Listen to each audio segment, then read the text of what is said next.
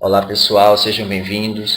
Hoje damos início à terceira unidade e vamos abordar especificamente a criação de alguns materiais virtuais de aprendizagem no Excel ou em algum aplicativo de planilha eletrônica. Esse foi um material criado por mim que aborda a função afim e função linear. Observe que pela função genérica aqui, ax mais b, nós temos os coeficientes a e b. Fazendo a troca dos valores, o comportamento do gráfico é alterado, os pontos e as informações referentes ao coeficiente angular, linear e a raiz da equação. Então, a cada alteração que é feita nesses quadrados amarelos, há uma alteração referente ao gráfico. Então, nós vamos aprender a criar esse material virtual. Então, vou criar aqui do lado. Então, acompanhe para verificar qual é o procedimento a ser feito.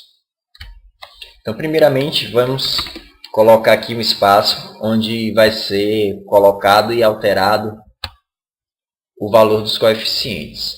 Então, aqui uma cédula para o coeficiente A e outra célula para o coeficiente B. O segundo passo é você criar essa tabela para pontos de x e pontos de y. Geralmente, para a criação desses pontos, é interessante que você coloque alguns pontos positivos e outros pontos negativos. Eu começo com um menos 5 e vou para valores maiores até mais 5. Utilizando aqui o efeito de autopreenchimento.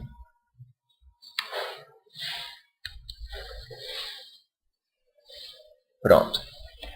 Segundo passo é a gente escolher aqui uma possível fórmula para que a gente possa calcular o valor de y. Então, vou adicionar qualquer valor aqui para o coeficiente A e outro valor para o coeficiente B aleatoriamente, só para que a gente possa construir realmente a fórmula.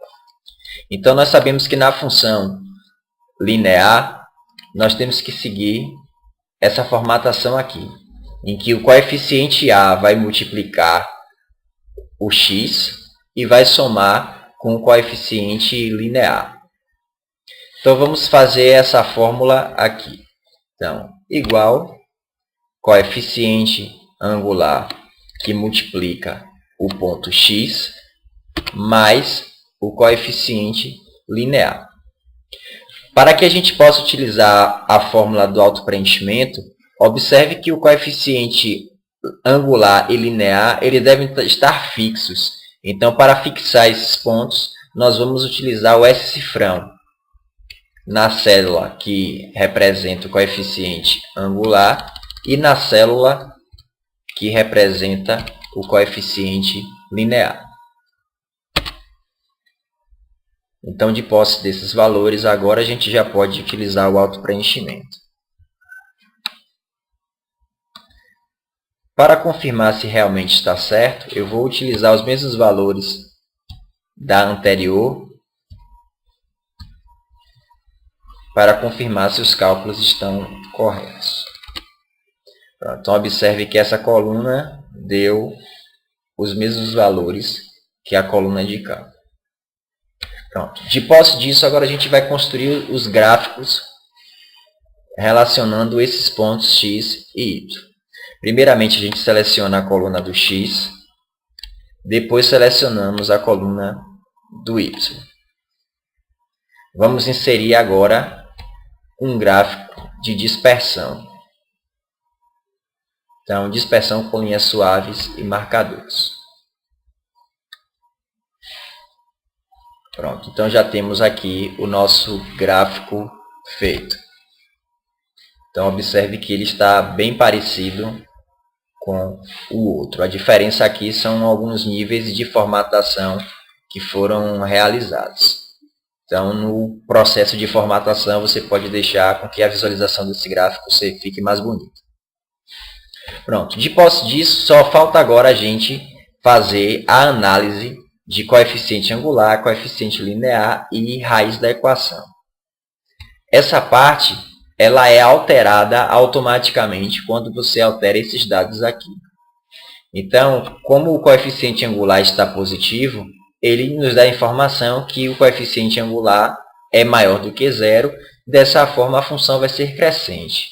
Se eu alterar e colocar um coeficiente angular negativo, observe que essa informação aqui é alterada, informando agora que a função é decrescente.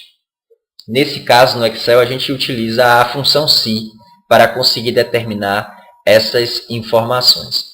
Então, é o que a gente vai começar a construir a partir de agora. Então, essa célula aqui é o valor, então eu vou colocar igual ao valor do coeficiente angular.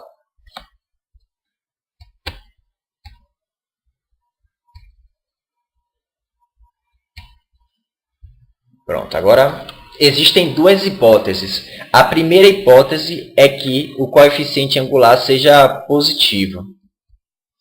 Então, vamos colocar essa informação aqui. Então, como o coeficiente angular é positivo, a função é crescente. Para coeficiente linear ou para coeficiente angular negativo, a função vai ser decrescente.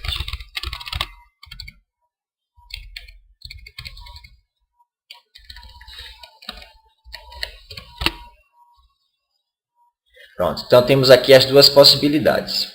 Agora, utilizando a função SI,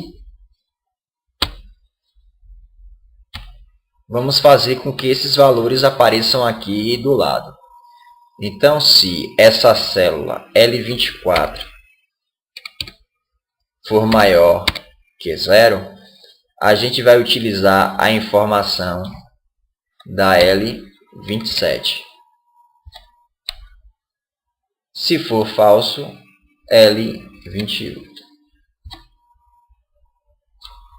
E aqui a gente pode apagar essa informação, deixar ela subentendida aqui, escondida. Pronto. Então, se eu colocar um coeficiente angular negativo, observe que a informação informa que a função é decrescente. Se eu colocar um positivo, a informação aqui diz que a função é crescente. O mesmo acontece aqui com o coeficiente linear. Pegamos a célula que representa o coeficiente linear.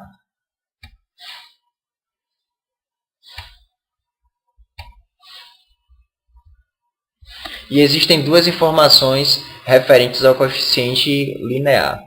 A primeira informação é que o coeficiente linear é o ponto aonde corta o eixo y. Então, vamos colocar essa informação aqui. Este é o ponto onde a função corta o eixo OY. A outra informação referente ao coeficiente linear é que, se o mesmo for zero, a função afim se torna a função linear. Então, podemos colocar essa informação também. Como o coeficiente linear é igual a zero, a função afim ganha a nova nomenclatura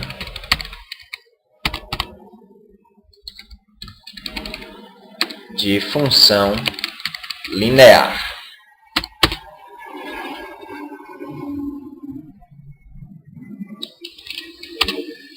Pronto. Nesse momento, a gente vai utilizar também a função SI para essa célula. Então, a função SI. O teste lógico vai ser, se essa célula for igual a zero, vamos utilizar essa função. Se não, esse ponto.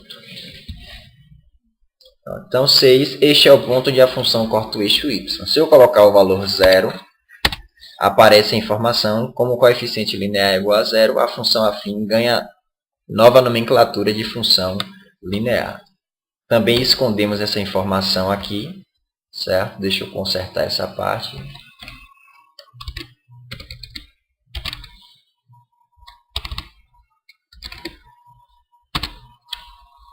Pronto. Falta agora a raiz da equação.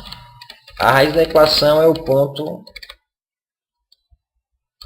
aonde corta o eixo x. A raiz da equação é um cálculo realizado pela divisão do coeficiente linear pelo coeficiente angular.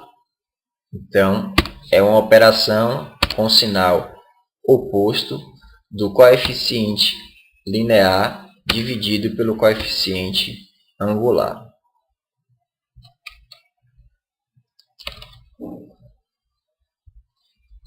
Colocando aqui em parênteses por causa da multiplicação do sinal.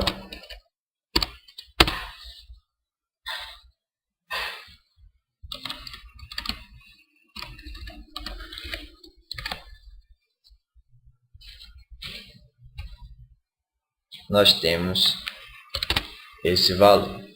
Então, observe que a cada alteração agora do gráfico, você vai ter um novo ponto de informações mais abaixo.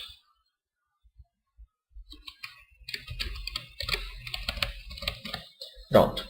Em resumo, é assim que devemos fazer um modelo de material virtual de aprendizagem para a função afim, função linear, no Excel. Existem várias possibilidades de fazer outros tipos de material para o ensino de matemática. Função quadrática, função exponencial, sistemas lineares. Então, existe um variado campo para a construção desses materiais. Espero que vocês tenham gostado. Qualquer dúvida, entrem em contato pelo fórum para que a gente possa construir algumas atividades como essa. Um grande abraço e até mais.